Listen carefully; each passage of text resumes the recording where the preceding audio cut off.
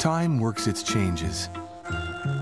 On the other side of the Seine River, the Musée d'Orsay, magical and majestic, is getting ready to be reborn. Before it became a museum, Orsay was, in the 19th century, a stately government building. Then, early in the 20th century, a railway station, proud and superbly modern, located right in the heart of Paris.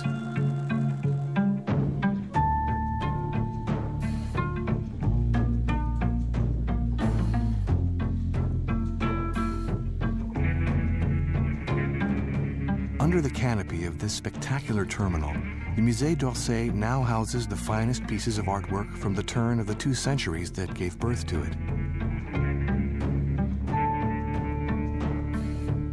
An outstanding collection of nearly 80,000 works, dating from 1848 to 1914. Works awaiting a sign from the public, an encounter, that moment when looks are exchanged, when history, individual stories, and emotions connect and are shared.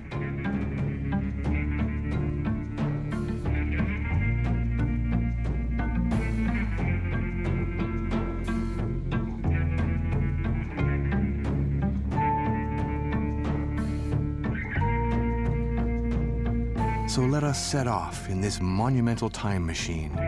Orsay invites us on board.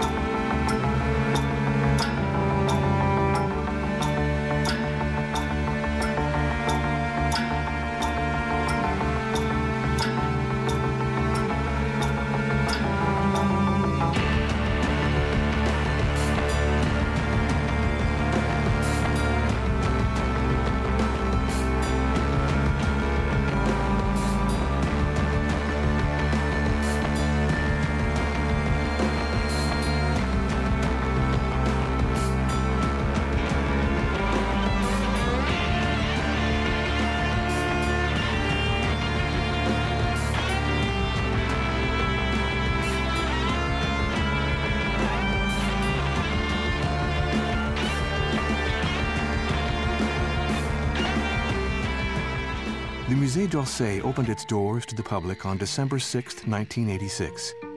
25 years and 70 million visitors later, it retains its remarkable air of freshness and vitality, even though it spans 3 centuries of human lives and all the different periods of art, architecture, and politics, periods of beauty as well as of cruelty.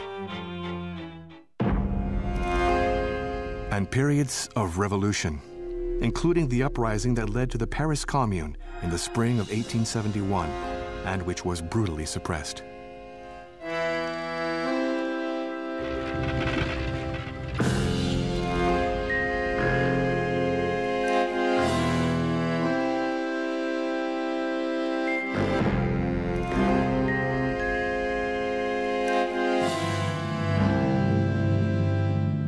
France had lost the war against Prussia and signed an armistice. The Parisians, who had fought fiercely and relentlessly against Prussian occupation, refused to accept defeat and rose up against the government, whom they accused of cowardice.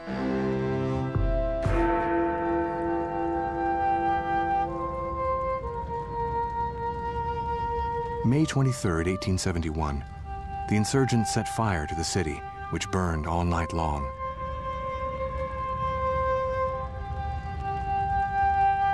The Palais d'Orsay, the seat of the highest court and government offices in France, was completely ravaged by the flames. Soot was falling in gusts, the burning fires were dazzling in their ferocity, and beyond was nothing but a dark abyss. All they saw now was an obscure mass, a void, as if Paris in its entirety, engulfed by fire, had been swallowed up by an eternal night. The sky, too, was dead, the flames rising so high that they extinguished the stars. The history of the Musée d'Orsay could begin here, in the ruins of the Palais d'Orsay. Gutted by fire, it would come to resemble an ancient theater. The remains were just left as they were for many years, until 1897. But, in fact, the place was transformed into a rather extraordinary site, a sort of exotic garden. This area of Paris was essentially aristocratic, and people had greenhouses full of exotic plants, whose spores found their way into these ruins. And so they became a sort of fantastic garden that enchanted Parisians, journalists, writers, and poets.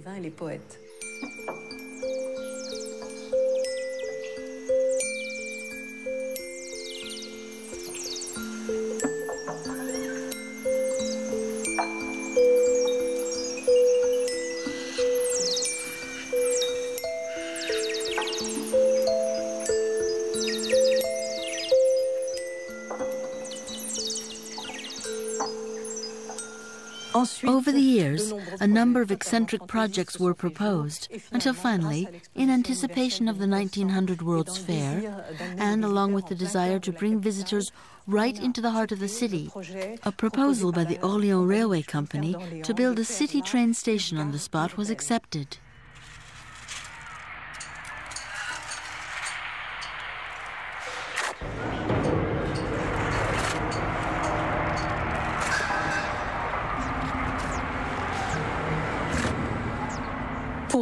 At the time, for Parisians, an industrial building, and a train station is an industrial building, was something that was repulsive, ugly, noisy, and dirty. There were a lot of petitions against the Orsay train station. In the end, the Orléans Railway Company decided to bring in three very well-known architects, Lucien Magne, Émile Bénard, and Victor Laloux, to design a station and a hotel whose underlying structure would be made of metal, but entirely concealed by facades of stone. All the Parisian department stores were built like that, so there was nothing revolutionary about the method. However, what was revolutionary was the way the construction was carried out. It was completed in 2 years' time, which was absolutely astounding, employing 300 workers during the day and 80 at night. And of course, the entire construction site was powered by electricity, which did not particularly please the neighbors. The train station was inaugurated in May 1900, just in time for the opening of the World's Fair. And one of the first comments was that it looked like a museum of the fine arts. And in the end, it became a museum for the second half of the 19th century. The 19th century was indeed a century of progress. People thought it would provide them with a better life, with greater freedom. For the Impressionist painters, train stations would become a symbol of that visionary, magical, industrial promise. You've heard the famous words of Zola, "Our artists have to find the poetry in train stations, just as their parents found poetry in forests and rivers." So it's quite wonderful to have a museum dedicated to the second half of the 19th century, in other words, to the modern era, in a building that is the symbol of modernity.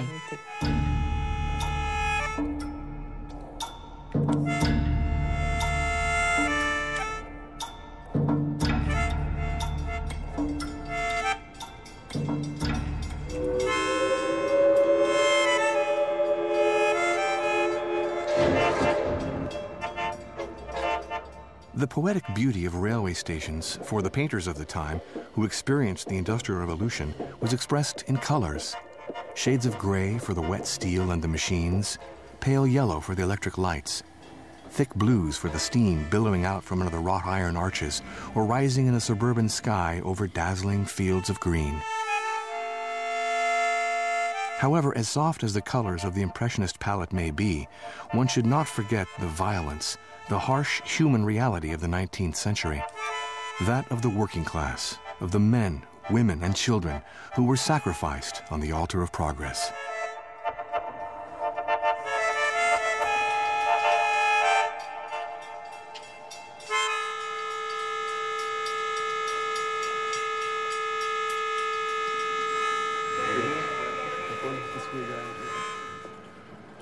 Behind the scenes, preparations are underway for one of the major exhibitions of the year. The staff and crew are busy at work.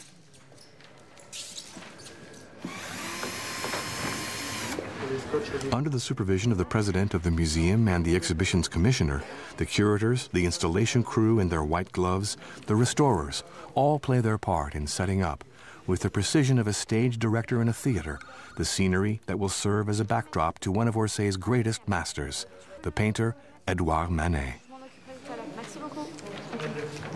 The balcony, Émile Zola's portrait, Olympia. Emerging from the museum's collections where they were so preciously stored, Manet's masterpieces are about to be reunited with their peers, arriving from other major museums around the world and from private collections. These works are coming together to celebrate Edouard Manet, proclaimed the inventor of modernity, a painter of insight and humanity, with a sharp eye and a political outlook that made him a prime observer of the very era that is the main focus of the Musée d'Orsay, a critical, creative, and revolutionary era that sowed the seeds for the modern art of today.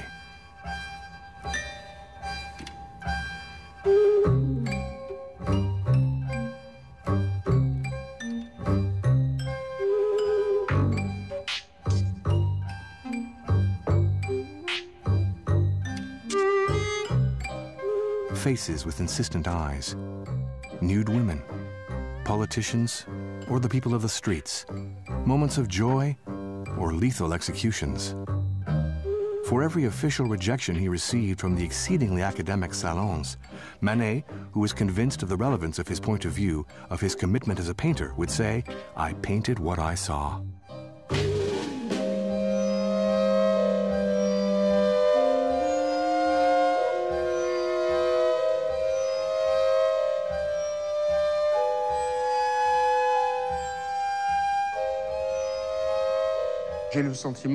I don't think I could tell you anything new about the luncheon on the grass that hasn't been already said by the lecturers who stand in front of the painting every day.